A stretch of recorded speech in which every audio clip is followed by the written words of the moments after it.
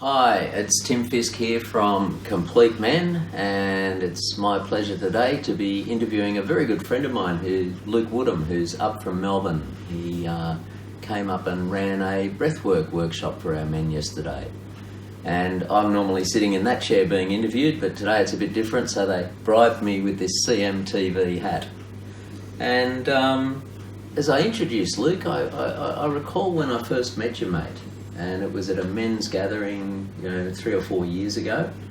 I was working in the kitchen with some teenage boys, doing the work experience, and you were up with a few other guys from Melbourne, running one of the most powerful men's workshops I've ever seen. I took off my apron and went, wow, hold the fort, guys, I'm going to join in this workshop. Yeah. And I saw you guys getting other men to go back to some really primal wounds. I heard screaming, I saw tears, I saw beautiful joy and healing, and I hadn't seen that sort of work before and thought, I want to know more, I'm really curious. And I met you guys and we talked a bit about our passion for men's work together, and we put on a few events, and you and I have been good buddies ever since. So tell me a bit about that work. What do you call it? I've heard it called centering or grounding or psychodrama. It doesn't have a specific name, to be honest, but I like to call it centering or cathartic.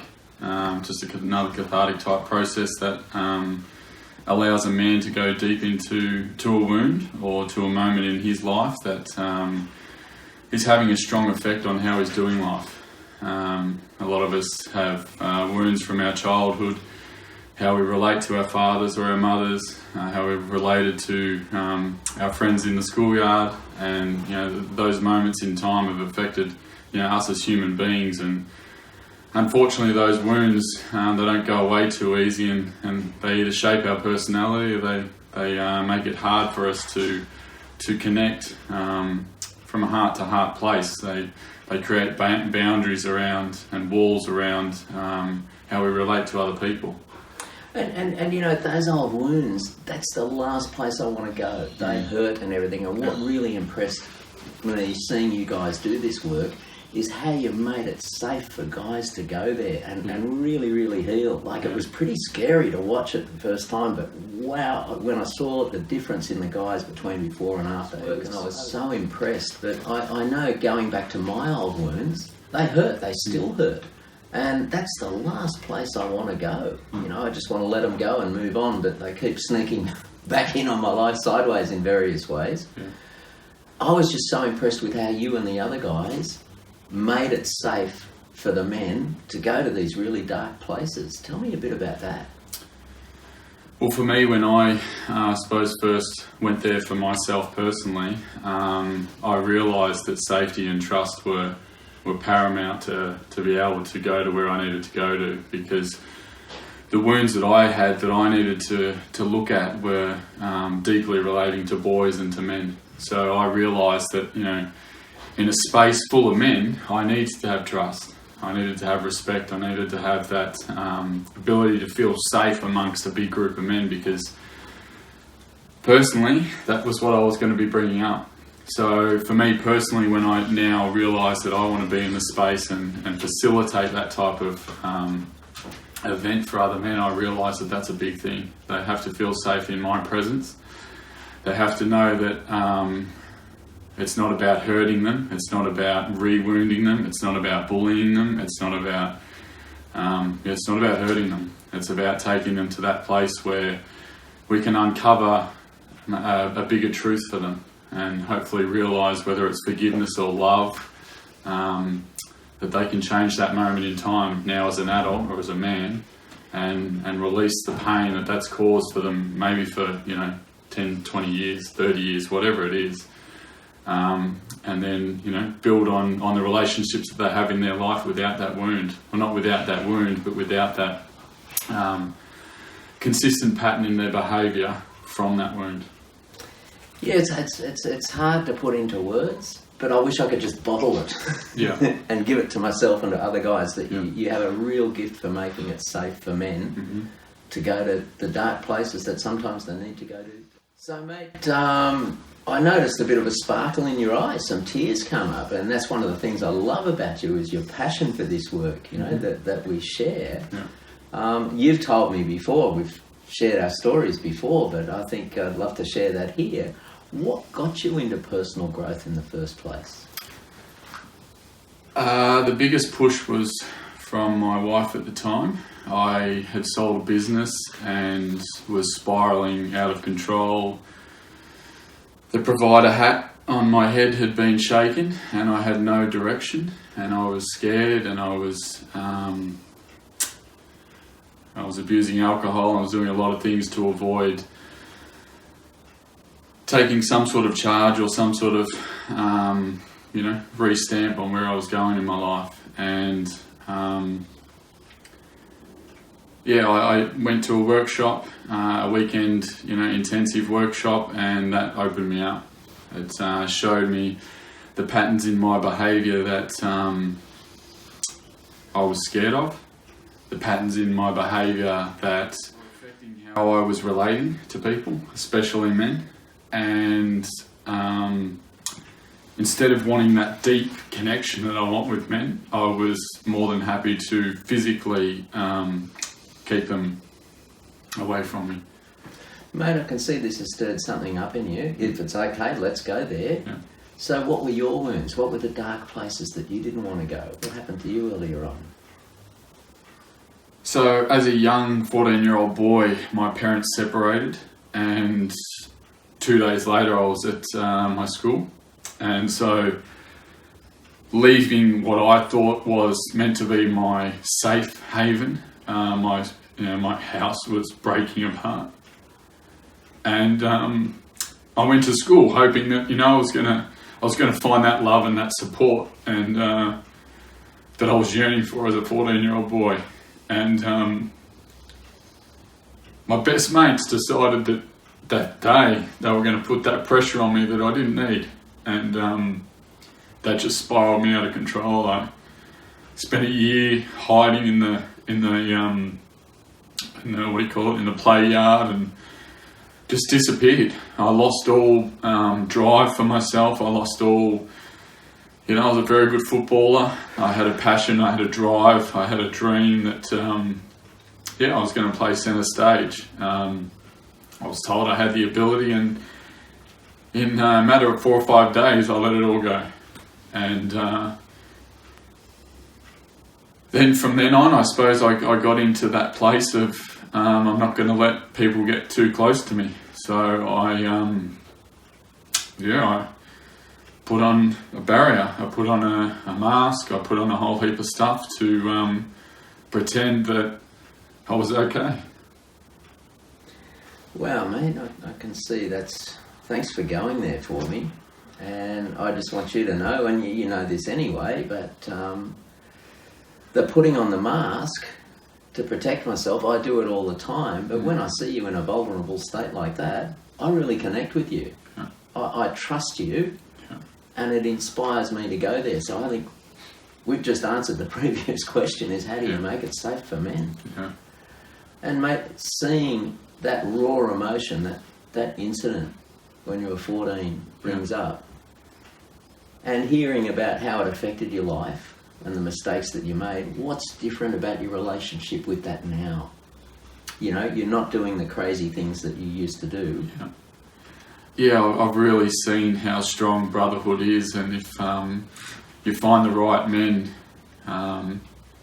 it just enables you to have strong support in your life. It enables you to have a go-to, an outlet. It doesn't have to be alcohol. It doesn't have to be hurting someone else or proving yourself physically. It doesn't have to be whatever other outlet you might use to avoid or to not feel. To have Brotherhood, to have men's groups, to have places where you can come from here and open this up and share what's inside, and not worry about the judgment of what pain might come out or what it might look like.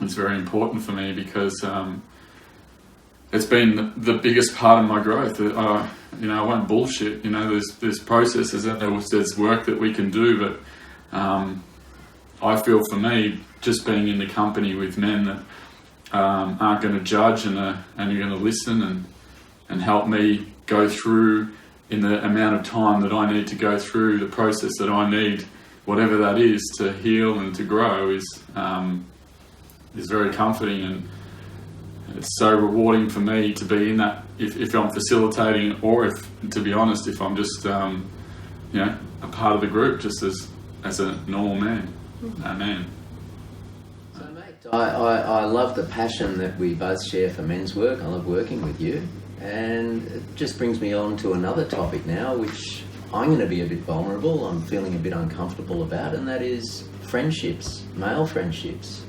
And friendships in my life. I remember as a kid, lots of kids having other kids at birthday parties, and everybody's supposed to have a lot of friends. Mm-hmm.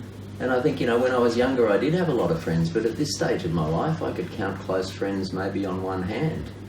And I feel a bit embarrassed and awkward about that I should have more.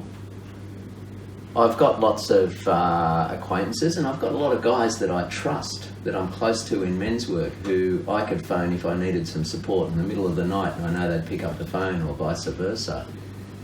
But yeah, friendships at another level.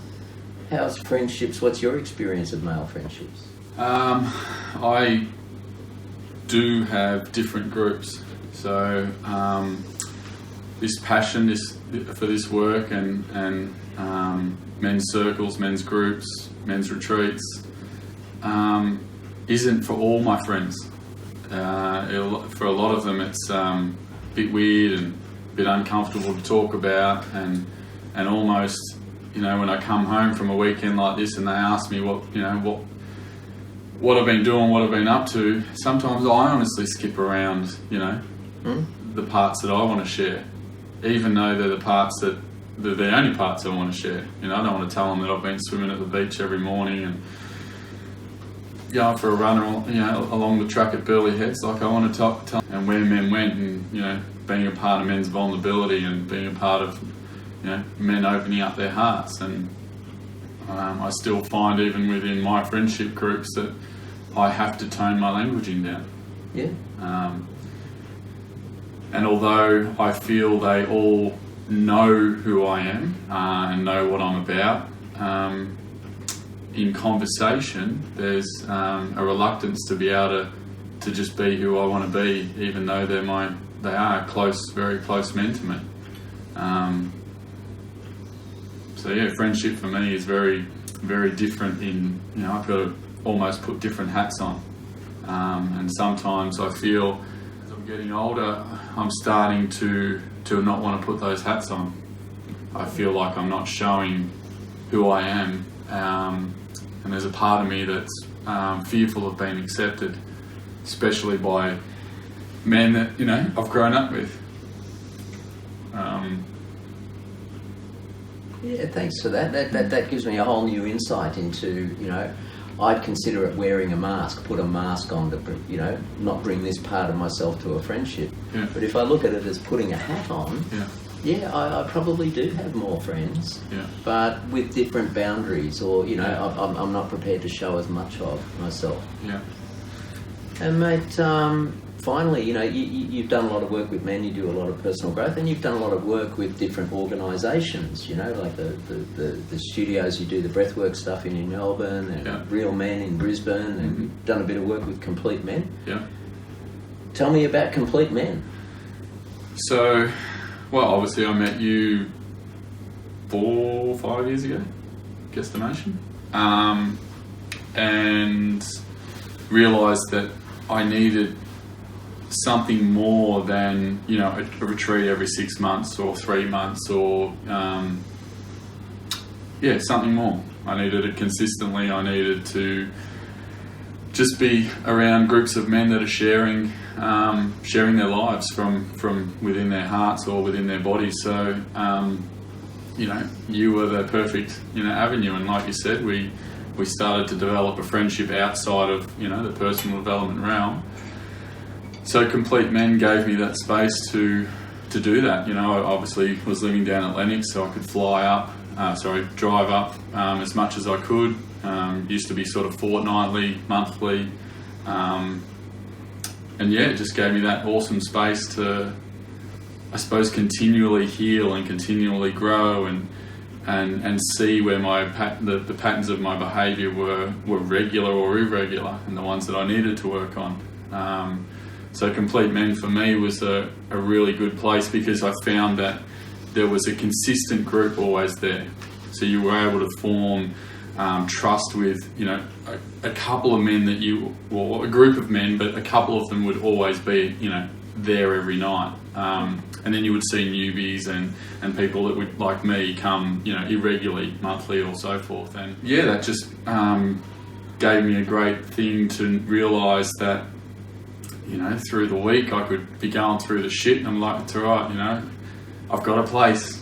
I've got a place that I can release it. I've got a place that I can go and talk about it. I've got a place that, in 4 days the men's group's going to come up, and I'm going to be able to drive up, and I'm going to be able to be with you, and I'm going to be able to be with a group of men, and one of the comments that was nearly said every night in the last circle was, being in this space. Is where I want to be, and it, not necessarily always came from me. It was always every man there was in the same place. They knew that. That's my favourite part of the night. At the end, what did I get out of the night? And other guys saying things that I hadn't even thought of, but that are just so true for me. Yeah.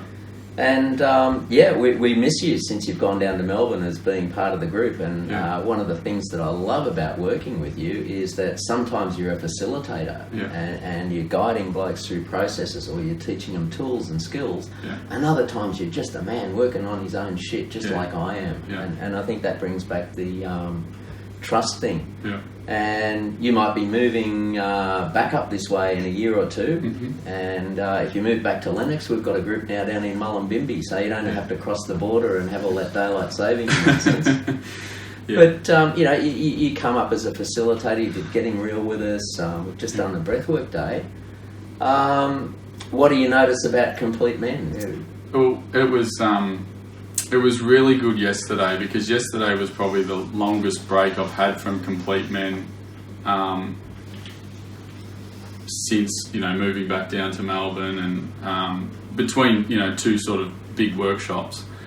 And I saw a lot of the men yesterday that were at Complete Men, that were at Getting Real in March, and then a lot of men that I really, really connected with at a couple of the men's groups in Robina. So seeing them again was like, you're like, fuck, the shine on their face, or a different swagger in their walk, or the way they spoke, their ability to probably go to vulnerability, or go to what we might call as men weakness. Just so much quicker. So the growth was phenomenal to see. It's like wow. Having children. It's you don't see children in a week, and all of a sudden they're fucking another level above. That's what it felt like this yesterday. And I can't mention names, but I'd love to admire some of them men personally, because of what I felt just being around them. Well, that's so good to hear, because I see the men regularly and don't get to see it, I don't sort of notice my own kids grow up, but my nieces and nephews, if I see them, every couple of months, wow, they've come on in leaps and bounds. And they have, and mate, as have you, and as have I through this stuff. So thanks so much for coming up, and can't wait to do the next thing that we co-create together. 100%. Thanks, mate. Thank you.